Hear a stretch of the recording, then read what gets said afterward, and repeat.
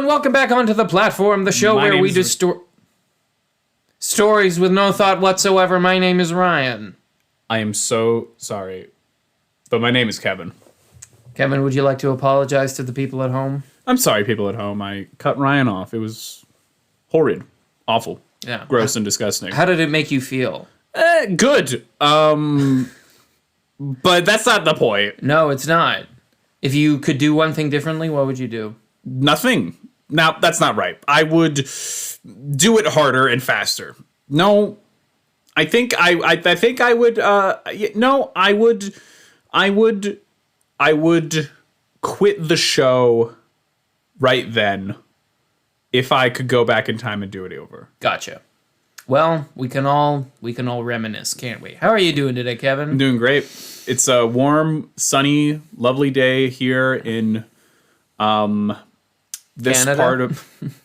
this part of the world. Yeah. It's lovely.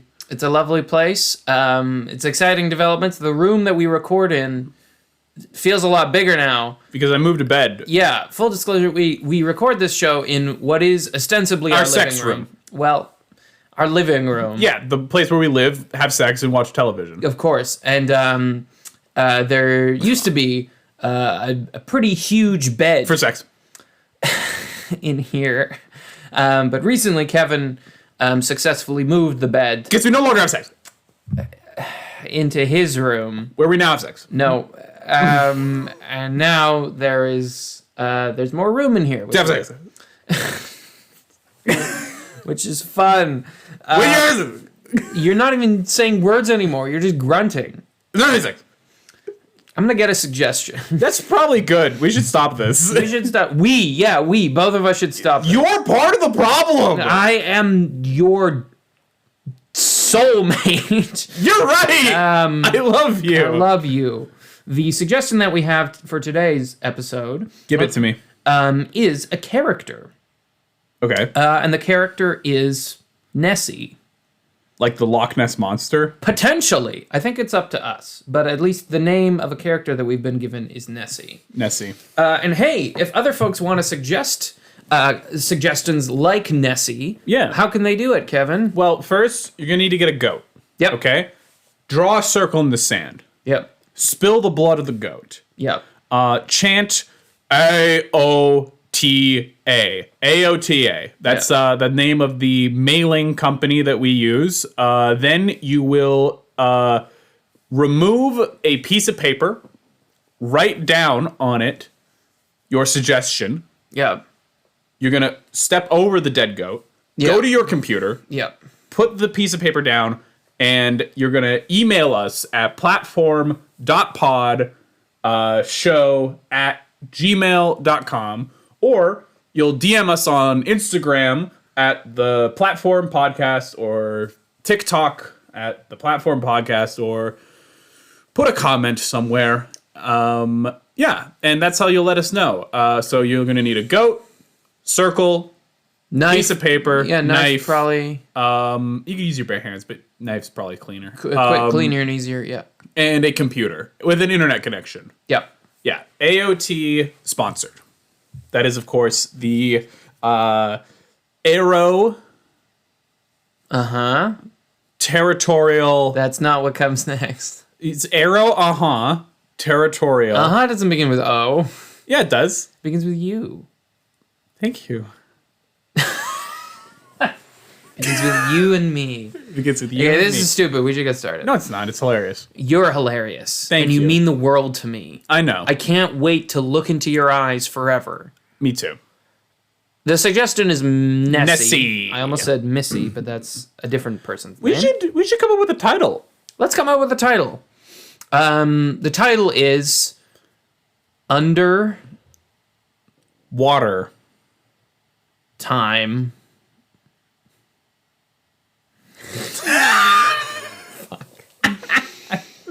Well, Exclamation point?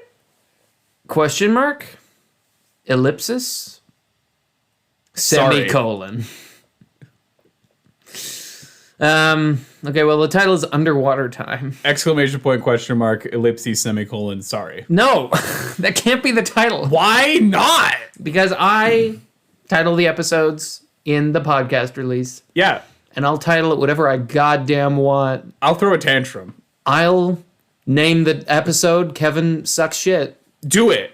I dare you. I won't. That feels mean. It is mean. Okay, the title of the episode is Underwater Time. And the suggestion is Nessie. Here we go.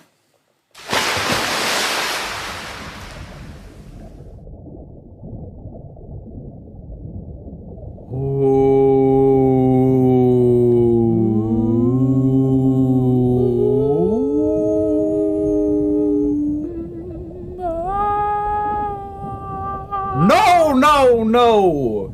We see this large serpentine creature. It has no arms and no legs. It is in the inky blackness of Scotland. And it's not water in Scotland, just Scotland? The water's in Scotland. Okay.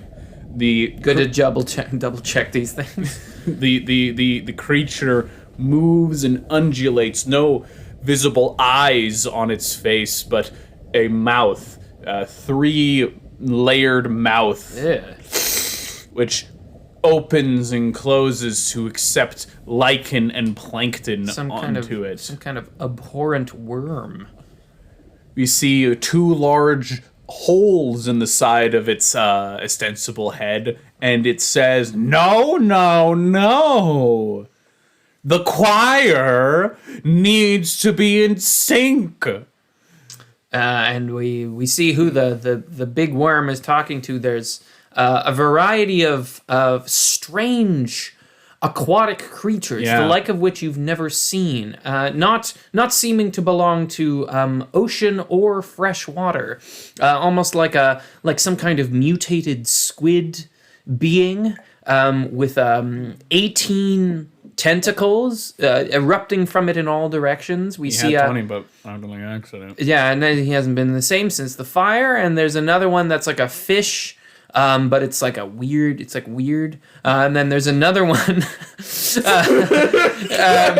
the same. It takes place underwater. What do you mean? Fires can happen. Fires can happen everywhere. Okay, only you can prevent fire. Me?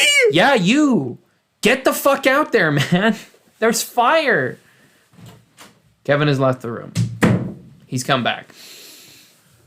So there's this tentacle ball. There's this little fish dude that's just kind of weird in a way I couldn't possibly describe. And then the third little being here is like a salamander creature. It has like horns coming out of its head. Of course. And it has 6 webbed arms and a long curled tail.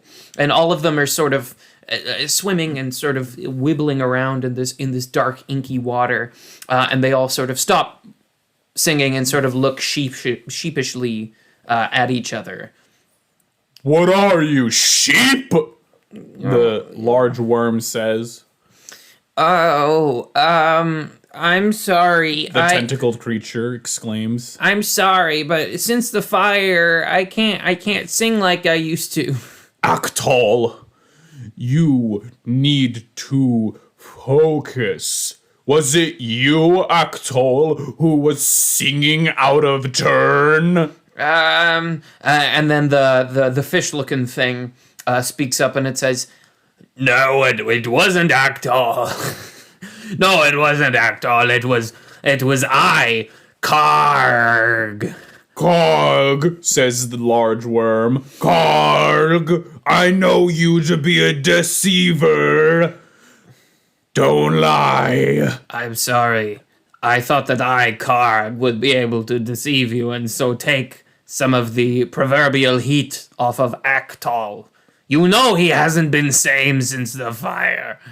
"Oh, don't lie about the past. I was a microbe before you were a concept." Oh, and the salamander thing that's swimming along beside the other 2 creatures. It seems to be the more quiet one of the group, and it's watching all this happen, but it's not necessarily participating. "So, if it wasn't Car, then it must have been you, Actol." No, I swear it wasn't me." "Nessie!" The salamander thing looks up sheepishly. You've been very quiet. I don't think I have anything to add to the conversation. If you don't, the worm moves closer toward Nessie. How much bigger is the worm than these tiny creatures? I think the worm's about the size of like a large cedar, and these tiny creatures are about the size of like pigs. Okay, so there's like a big difference. Yeah. Gotcha. If you can't sing in turn, I don't want you in my primordial choir. Understood. Flumpin the Great. It won't happen again. It's better not. We hear in the distance. Flumpin the Great turns their body to face the exploding sound. Flumpin turns back and says, "The great time bomb has gone off yet again. Now then, we have concluded practice. I'll see you all when the time bomb signals 9. Flumpin swerves and undulates away. Becoming lost in the inky blackness once again. The three creatures sort of... They all breathe a watery equivalent of a sigh of relief. And Actal turns to the other two and says, "Oh, thanks for taking the heat for me. I promise I'll be able to sing properly soon." Hey, that's okay, Actal. You really had a rough time when that happened to you. Yeah, Actal, we're all three of us. We're practically brothers. How long have we been singing in the choir? Oh, don't make that kind of joke. We both know that time is an illusion. Are you being weird again? Sorry. Philosophy class is really warping my brain, dude. That's okay. Well, I guess the three of us should go to the cafeteria. Yeah, we should. Okay, and the three of them swim off. Actal, Karg, and... Nessie. Actal, Karg, and Nessie, the three close friends, swim off through the inky blackness. They swim down through the depths of this large body of water into what appears to be piercing blackness until suddenly there's a sudden slinking, sucking sound, and the inky blackness opens to reveal itself to be one colossal eyeball. Yes. At the center of this eyeball, a small cafeteria. Yeah. And the three of them swim down, being passed by many equivalently sized sort of water creatures along the way. There's like a feathered clam that like chitters away. What's that guy's deal? I think he's got anxiety. Oh, and then another like a large like squid, but with one like rotating tentacle propelling it forward. Good evening, children. Good evening. How are you? Fine, as always, still spinning. Yes, have a good day. Goodbye. Until finally they arrive in the center of this cafeteria. Just got chairs and tables. Which is hilarious because none of them have legs. Yeah, but there's like normal chairs and normal tables set up on the pupil surface of this giant eye. And there's like lots of people around. It's like a bustling cafeteria. Folks are eating and chatting about their day. And you get the impression that this is like a hub of activity. People meet here in the interim during the day. And Wild that you keep calling these things people. Yeah. They're people to me. That's good. In my heart. That's good. And as soon as the great time bomb erupts yet again, then Twice. Boom. Boom! When it does that, then they'll all disperse. But for now, they're chatting and they're catching up. And the three of them get their delicious mana. They get their delicious mana in the form of what does Bubbles? it look? Yeah, what does it look like? What do they? Well, it's, for some of them it's like a burger. Okay. For others, it's kind of like a soup. Okay. It's like just thick soup. Whatever they feel like eating that day. Yeah, mana comes in a lot of forms. Gotcha. And then they put them on these little trays, and then they bring them to like a table that doesn't seem too busy, and the three of them sit and just kind of eat silently for a moment, and then finally Nessie speaks up. Do you guys ever think about what's like up? Oh, Nessie, we've been over this. Hey, we're not supposed to talk about up, okay? Nobody knows what's up there. The only people who know what up... I got chicken nuggies stuck in my grills. I'm sorry your mana nuggies got stuck in your grills. Thanks. The only people who know what's up... What's up? What's up? The only people who know what up is... are the Great Seven, and they haven't passed by this area in eons. Some say they never will again. But it's not our job to know what's up. Our job is to only please the Great Oyster, and hope that he does not sup upon our children one day. Yeah.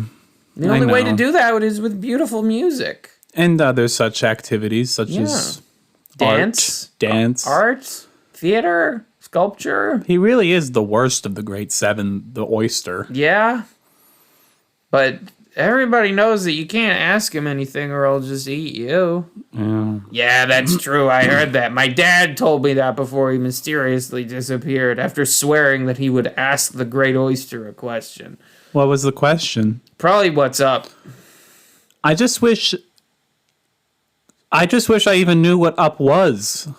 Well, here, let me show you. And the squid thing with 10 tentacles sort of Axtol? Actol. Yeah, Actol. Actol floats above the normal looking table, and is like, see how I'm like looking at you right now.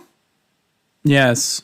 And then Actol turns upside down, and is like, see how I'm looking at you now. Yes. Well, that's it. And he sits back down again. Interesting. Yeah, that's what my mom told me before she was consumed by the Great Oyster.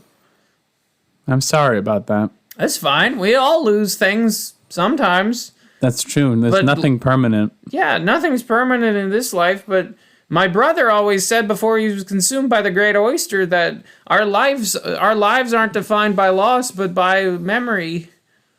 I'm going to go get some more mana. Okay, bye. And Nessie swims over to the lunch person, and we see this small, almost gelatinous, like awful-faced looking blobfish. Yeah.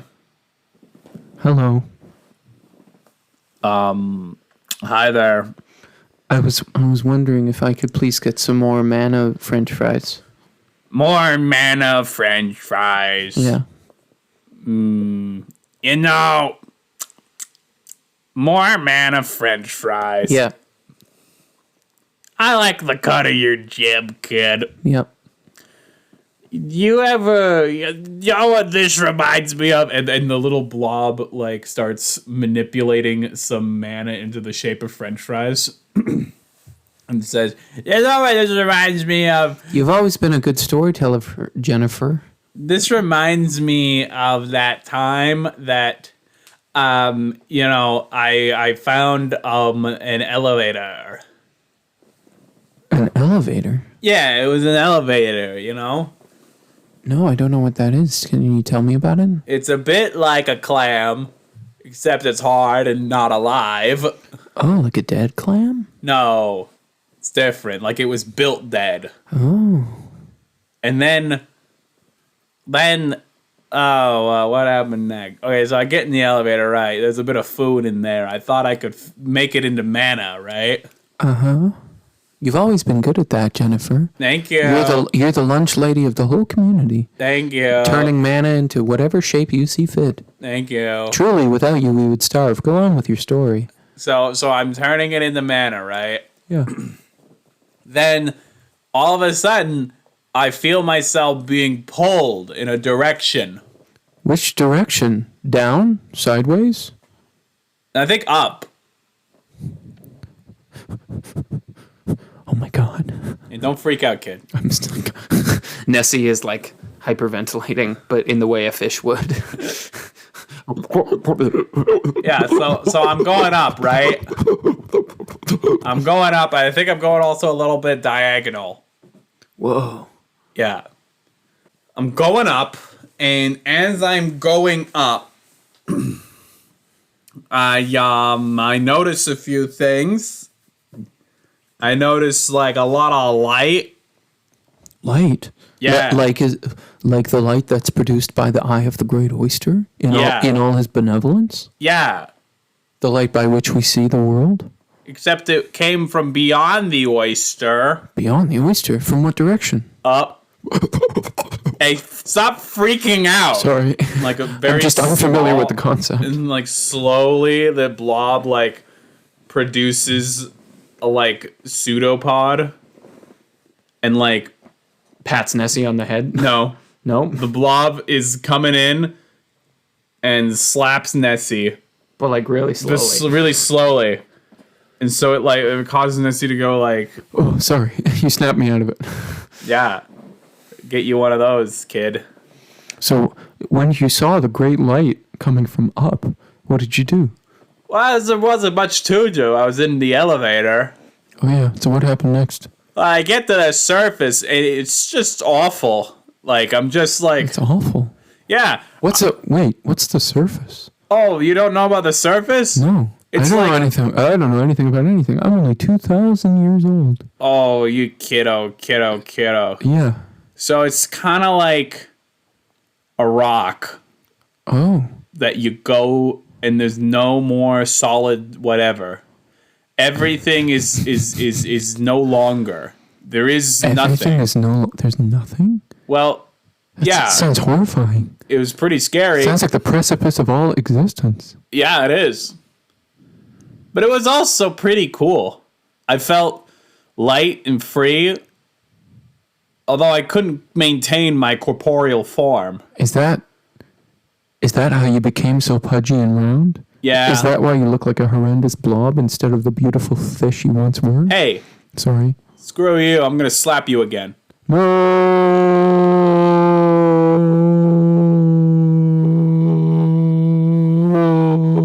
No. I'm sorry. There you go. Slap some sense into you, child. So, when you got up to the surface, did you learn anything? Can you tell me anything more about it? Well, I was in a box. They opened the box, and the light was blinding. Oh, sounds scary. They grabbed me. The beings, enormous and difficult to comprehend. They had 18 arms, strange fur, Wow. feathers, and beaks. Wow, horrifying. Yeah. They tossed me around a little bit, and then they threw me back into the inky blackness. Wow. So you almost died, huh? Well, I wouldn't say that. I'm pretty tough. Nessie looks down and around at Jennifer's blobfish, pudgy, like almost opalescent, like paper white skin. Yeah, totally. Hey, What?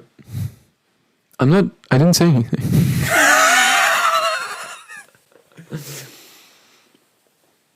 why are you so interested in all this? I don't know. Ever since my brother was consumed by the Great Oyster and my father was consumed by the Great Oyster and my mother was, Yeah.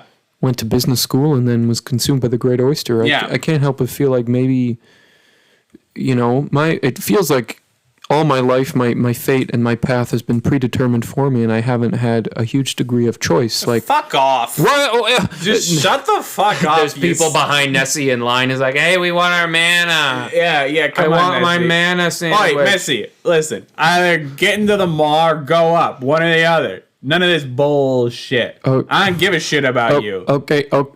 Okay. I thought we were having like a mentor-mentee kind of. No, fuck off. Okay. Oh, I'm sorry, everybody. I'm sorry.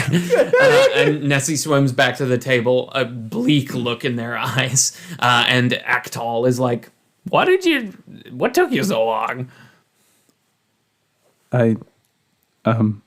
Excuse me for a moment. And Crag is like, hey, where are you going? You didn't even finish your mana fries. Nessie, ignoring them, swims out of the cafeteria. The great eyeball opens.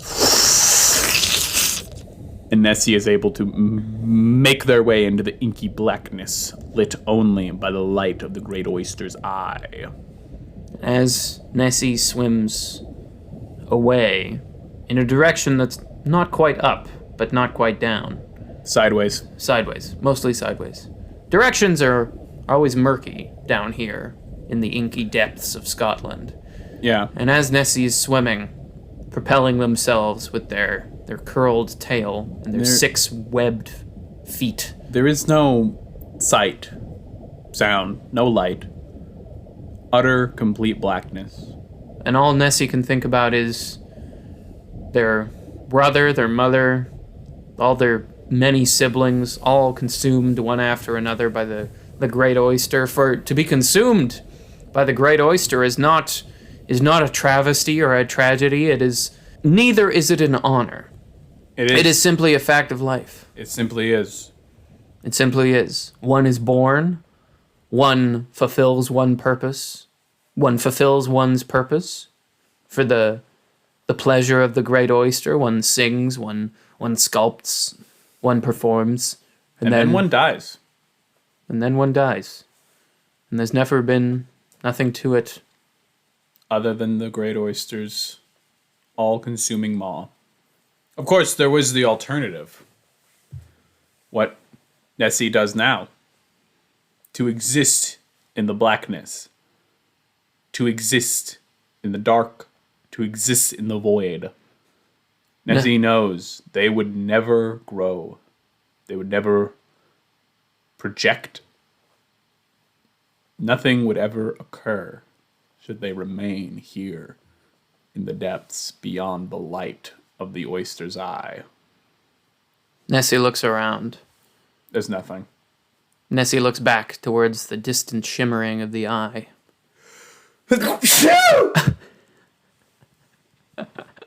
Bless you. Thank you. There is nothing. And then Nessie does something they've never done before. Instead of looking sideways into the inky blackness or looking down upon the great all-consuming horror of the great eye of the oyster, Nessie looks in a direction they've never looked, a direction they were told never to look, a direction they were told wasn't real. Nessie looks up. There's nothing again. Nothing but blackness. Nothing but darkness. Nessie thinks to themselves, of course there's nothing. I was a fool for thinking it would have been so easy. I was a fool for wanting more mana fries, more than the great glory, the great pleasure to sing for the Great Oyster, and then to be consumed and become one. I should never have. Nessie impacts against something. This is unusual. They didn't see it. It's likely a person. What? It's likely a person. What is the thing they ran into? Yeah. You mean a person like a human being or a person like another squid thing? Another monster. Oh, okay. The being, ungodly in its size, shifts and moves its whitish, although it's hard to see, frame until Nessie is face to face with a colossal, unyielding mouth. If the great worm was the size of a cedar, this beast, this monster, whatever it may be, Nessie's never seen anything like it. This beast is the size of a skyscraper. Its 17 eyes pop open, each of them alight, similar to the Great Oysters, but a dull green. The being opens its mouth and looks down at Nessie. Nessie knows this is one of the 7. This is another one of a great 7, only ever told about in myth. Nessie always wondered deep down if there was more than the oyster, and now it appears they have come face to face with more than the oyster. The great mouth opens and asks a question.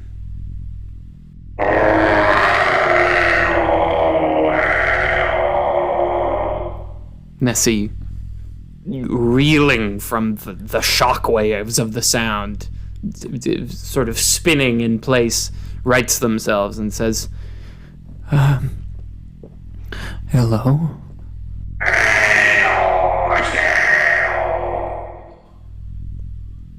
Nessie intuits a meaning which we, the listeners, cannot know, and responds. Thank you. I never thought I would encounter one such as you.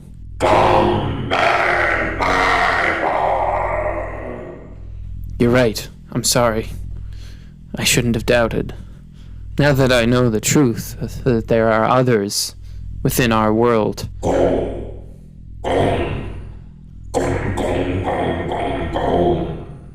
So many others. I had no idea.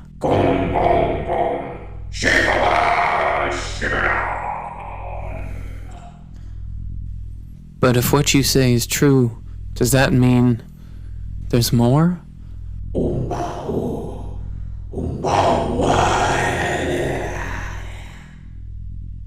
I was told by the oyster, in his own way, that I must never ask a question. You seem different.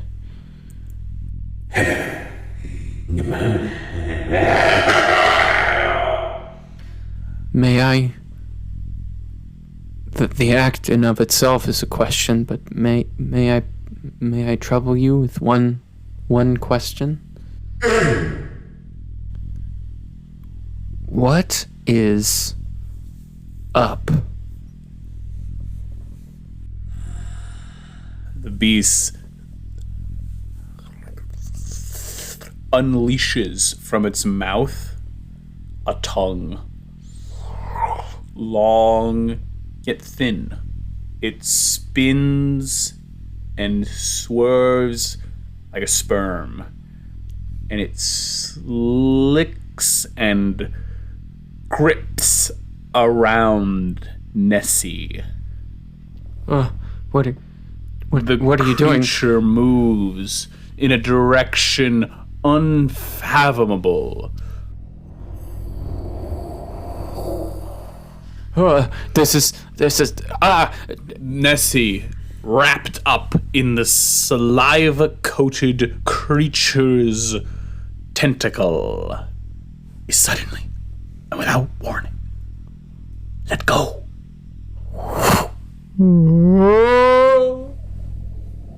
The beast disappears in the distance, as does both the light of its eyes and the light of the oyster. It snuffs out. And Nessie is flung upwards. It's at unfathomable speeds, up, away from the inky blackness, and as they shoot through the water, slicing like a scalpel through this dense fog of existence, they start becoming aware of a sensation that's different. The black gives way to blue, gives way to gray, gives way to white. They are heading towards a light brighter than the eye of the creature, a light brighter than the eye of the Great Oyster even, the brightest light they have ever seen. And then suddenly...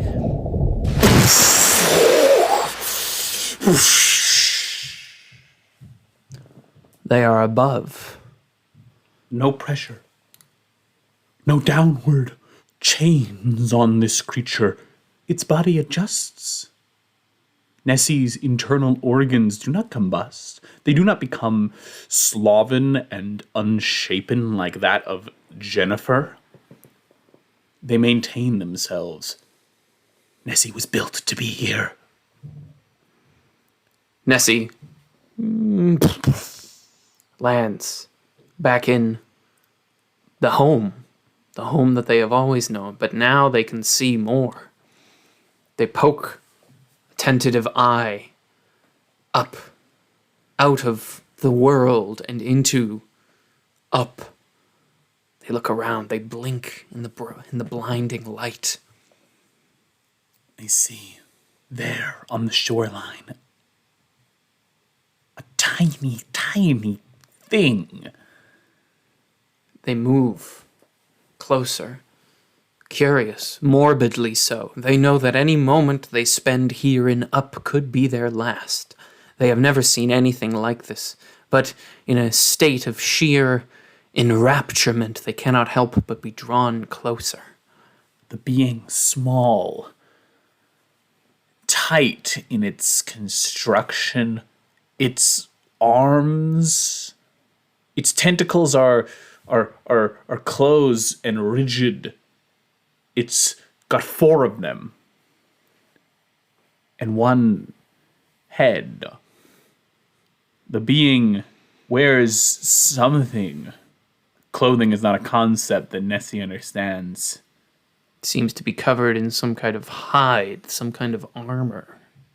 It holds a sort of strange cone on its lower section of a hypnotic pattern. Nessie gets even closer. The shore's mists give way, and they see kelp, seaweed? No. Rigid, hard pillars of some vegetation busting out of the sea, the surface floor. As Nessie gets even closer and closer to this being, this small being, seeming to emit some kind of noise, this being, some kind of chittering almost, as it makes its way along the edge of what Nessie thinks to be the world, peering into the inky substance of Nessie's home. Nessie gets closer, dangerously close, Nessie realizes, for it is at this point that the creature might see them. They might be spotted, and who knows what might happen next, but Nessie doesn't care. And suddenly, the creature's movement changes. No longer is it passile, looking off into some uncaring horizon. It twists itself toward Nessie. Nessie stops, unsure, unnerved. And Nessie asks a question. Are you up? Oh, you son of a bitch, you! Oh, here was it, you freaking you're stupid looking stunt! Get out of my sight, you little bastard! Get out of here, boy! I'm gonna go back to the pub and have myself a wee pint, yeah! I'll be here to ask you what's up. I give you what's up if you don't get on me property! Oh, you stupid little salamander looking son of a bitch! Oh! Fucking pain in the arse, you. The being disappears into the long, rigid seaweed seeming to erupt out of this surface. Firmer than the world that Nessie knows. Nessie can't help but wonder, what the fuck was that? Was that English? What was that? Don't understand.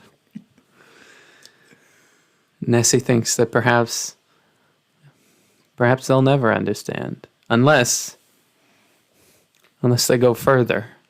They've come this far. They've already left their world behind. They know that now that they've come this far, there's no turning back. Nessie approaches the edge of the world. They arrive at a precipice of rigidity. A gray, grainy substance hovers just beneath them. A substance like they've never seen. A substance that seems to not give way at a touch, but rather stand firm. Nessie puts one webbed foot onto the gravel. Suddenly, a sound erupts from the rigidity of the seaweed. Hey, did you listen to me? Get the hell off me property, you sight little bastard! Nessie wonders again. What could it mean? What is this being saying? Perhaps they should get even closer. They put another foot, and then another, and another. Well, now you gone done it! Now here's some primordial ooze out of the frickin' inky blackness on my property! Oh, that mayor's gonna have a field day hearing about this one! You stay right there, I'm gonna go get myself a camera! I'll be right back, you son of a bitch! And then you leaves once more into the darkness of the forest. Nessie thinks, this creature, whatever it is certainly loud. Perhaps its intentions are not altogether friendly. Nessie doesn't know what this camera is, but they think perhaps they don't want to stick around and find out. Perhaps they know they cannot return to the floor from whence they came to be supped upon by the Great Oyster. They've grown past that now, but perhaps they can stay at the surface now. Perhaps they can stay at the surface and learn more, stay out of sight. And if a being ever appears like the one they've just seen, brandishing what is almost certainly a horrendous weapon known as a camera, they will hide. In the mist of the surface, they will hide.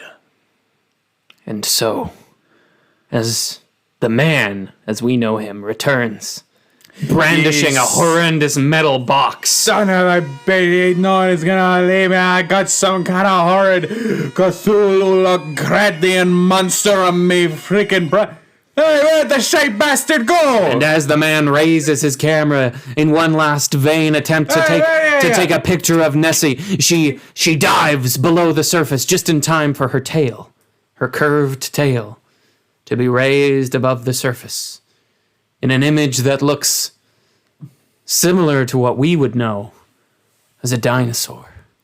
And so Nessie dives. Just between the precipice of their world and the other, they have found their home. And unbeknownst to them, a legend has been born. The legend of the Loch Ness Monster. And that is why my personal hero is the Loch Ness Monster. Thank you, everybody in my grade 10 class. Student looks over at his teacher. She, hand on one head, looks at the clock. Brayden? Yeah? There's supposed to be a 2-minute presentation about a historical figure. You spent 30 minutes talking about the Loch Ness Monster. You also used deeply foul language. Do I gotta stay after class again? Yes. Yay!